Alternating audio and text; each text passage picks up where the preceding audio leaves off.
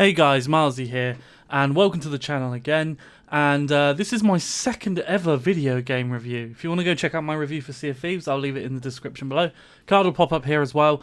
And yeah, you can catch me here with a new video on Tuesdays and Saturdays with extra videos like this one dotted around here and there.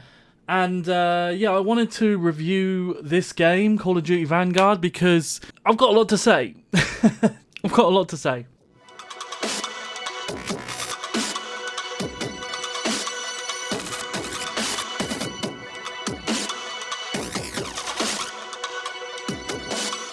Guys, you can catch me on Twitch. I stream on Mondays, Wednesdays, Thursdays and Sundays. I'm an achievement hunter, as per the channel name here and everywhere else. I would love if you were able to go over there, twitch.tv/MileZee, and give me a follow and check out one of my live streams one day. I bought Call of Duty Vanguard on PS5. The campaign, let's start there. Now, it definitely feels rushed. It's definitely a rushed campaign. Like, we get a Call of Duty every year, and it's, for me, very hit or miss as of the last 4 years. Infinite Warfare, I didn't like all that much. Advanced Warfare, I didn't like all that much. Some of the Black Ops stuff was okay. I didn't think much of last year's campaign, but I really liked the multiplayer. I like the more arcadey feel of the multiplayer, and it definitely feels a little bit more arcadey again in this one, in the multiplayer, but we'll touch on that in a moment. The actual campaign itself, I liked the story, I liked the direction, I liked the characters. Not everyone would agree with. I mean, I've seen a lot of reviews here on YouTube already talking about the characters, but I actually like them, and I think with a little bit more time, rather than having an annual release, have a every 2-year release, this game could have been absolutely brilliant. I think this game would have been amazing. I think that it wouldn't have the problems that it has. First major problem here is the AI. The AI is dumb. Like, you can stand in front of enemies and they won't shoot you. And then, like, you shoot one and then someone else runs and spawns from around the corner and runs around. You shoot them, another one runs around, shoot them, another one runs out. They all look the same, and it's very, very grueling after only a short amount of time. I mean, the game took me about 6 hours to complete. I completed it all in one day on regular difficulty. So you know, it's meant to, from what the difficulty says, it's meant to be for experienced FPS players who like a challenge, but it's not like one shot dead kind of thing, right? I like to enjoy the story of these games, so regular is fine with me.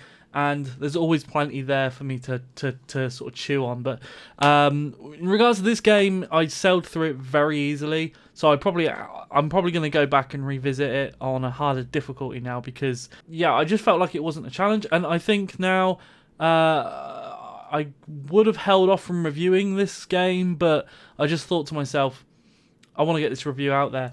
The gunplay feels fine. Like, it feels exactly what you'd expect from a Call of Duty game. There's nothing there that is really new or advanced. There's no real new mechanics in there. You can slide or skid or whatever you want to call it. So that's not new. And there are some moments in the story that feel very deja vu. There's just certain textures, certain items in the game, certain scenery sections of levels where you think, I've seen that in another game. And it's true. It feels like there's bits of multiplayer maps and bits of other campaign maps that have been sliced together somehow, which I think is very lazy. And that is the overall thing I'll say about this game. Is lazy is the perfect description of this game, in my opinion. It does feel like there wasn't as much thought put in as there should have been. And there are some moments where it could have really, really shined, like getting to pilot a plane, and you have these dogfight moments, but you're just not given enough control. Visually stunning, but you just don't have any control whatsoever. Like, you can barely move left or right. There isn't much of a field of view, and it's very short-lived. So that was really, really disappointing. I just overall, I was enjoying the story and the experience and the characters and how cinematic it felt. It was definitely on the higher scale when it comes to like cinematography and things like that. Like, it does feel like a movie. It's very seamless. But that is more to the power of the PlayStation 5 than it is Call of Duty Vanguard. Like, the load times are minimal and seamless, but that's because of the console that it's played on. I bet if you went back and played this on an Xbox One or a PS4, it would be a different story. However, on the PS5, I had no loading screens, which was really, really great. I only had the initial loading screen to start the game and the loading screen that took me back into the menu once I'd finished the game. So, yeah, it was definitely a huge cinematic experience, which shouldn't have any flaws. Like, it's Call of Duty. They've got the money. They've got everything they need. They just need to put more time in and not churn them out. That being said, they're a business. They're just going to make their money. They're not going to listen to someone like me. So, yeah, nothing's going to change in that respect. But that's my thoughts. And hopefully you'll get the idea of what to expect from the campaign going forward. And there are plenty of bugs. There's plenty of clipping. There's plenty of kind of visual bugs, visual glitches, flashing sort of lighting and stuff like that, like odd lighting that you come across here and there, where on the floor you'll see like some flashes of light that just appear from nowhere and kind of throw you off. But overall, just felt like it needed a little bit more time, like 6 months. Give it 6 more months and this game would have been a little bit better at least. I don't know why they have to push these games out every year when they make enough money just to take their time. Like, look at GTA. I mean, bad example, like, we're waiting for GTA 6 and it's been years. But, like, at least with Rockstar, they released a finished product. They release a polished product. That would be really, really badly timed if the new GTA trilogy that drops in, like, half an hour is bad. Because, yeah. Anyway, I will review that too, by the way. At first glance, when I logged in and started playing multiplayer after the campaign, I was met with severe lag, which I did experience with Black Ops Cold War last year.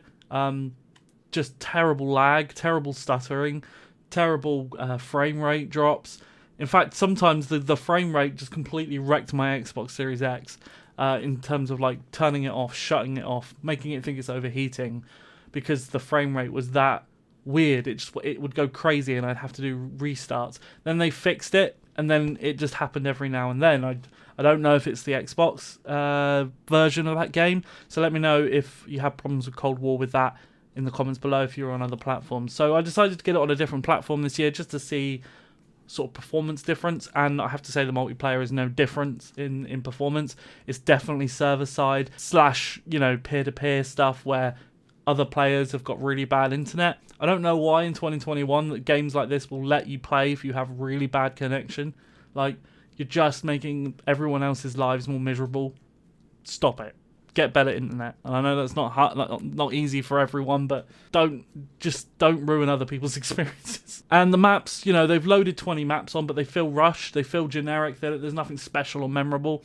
Trying to remember 20 maps that aren't very special is really difficult, because I like learning the layout of these maps so that I can get better at the game, and actually do well at the multiplayer, which I did really well with Cold War. I love the maps in that multiplayer, to be honest with you.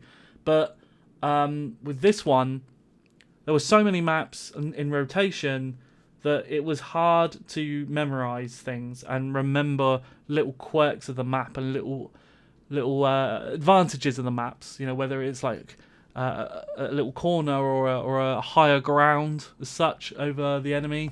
It's hard to kind of establish your dominance when you don't know the maps that well. And I know it's only been a few days, but by now I would have at least got around one map. And I feel like they've just gone, here's the quantity rather than the quality. I'd rather have 5 maps that are really, really well built than have 20 that are just throwaway. That's my personal take on it. I don't care about how many maps there are. I care about what's inside those maps. What's in those maps that can make me have an advantage over the other player. What can I use in these maps to have a bit of leverage?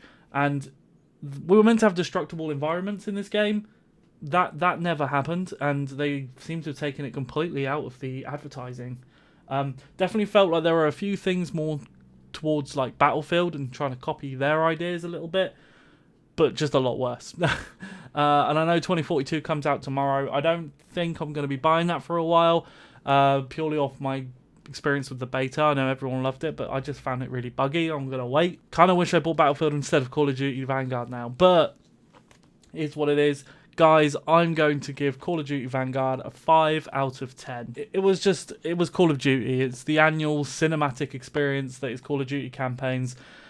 Just wish they had more time to perfect it, because I do love this series, and I know it's a very popular series and it's easy and fun to hate on the series, but actually at its best, Call of Duty is a really, really fun franchise, and at its worst, it's fucking awful. So I hope that going forward they change things up. They need to start like thinking about doing it every 2 years. Like, I really think they would please their audience by releasing it every 2 years, honestly. Like, we don't need a Call of Duty every year. I feel like I was still well into Call of Duty Cold War when this came out. And now it's like I've got to swap over this and learn all these new maps. And it's just like, I'll probably learn 5 maps, and then like the other 15 maps will be wasted to me, and we'll already have next year's released. So yeah. Do I want a Vanguard 2? I'll take it, but I don't know. I'm very torn on the whole story. Part of me thinks it's the best story ever, but part of me thinks it was rubbish because they should have taken more time and it's a little bit buggy. So it's a really difficult one, but that's why I've given it a 5, because it's kind of like in the midway point. It could be a lot worse, could be a lot better. Guys, if you like this, smack that thumbs up button. Leave a comment down below and let me know what you thought of my review, or what you thought of the game, and what you think next year's Call of Duty will be like. And also, do you want to see this every 2 years rather than every year? Am I the only one saying that? Do people just want these games for throwaway fun? It's a lot to ask at $70 or £60 or wherever you're from. £60 here. But let me know, guys, and I'll get a review for all 3 of the GTA games in one, in the trilogy. I'll get that review out as soon as I can. In the meantime, please check out my stream. Check me out on TikTok, Instagram, Facebook, and all of that, all the other platforms. And I'll see you with the next one, guys. Happy gaming.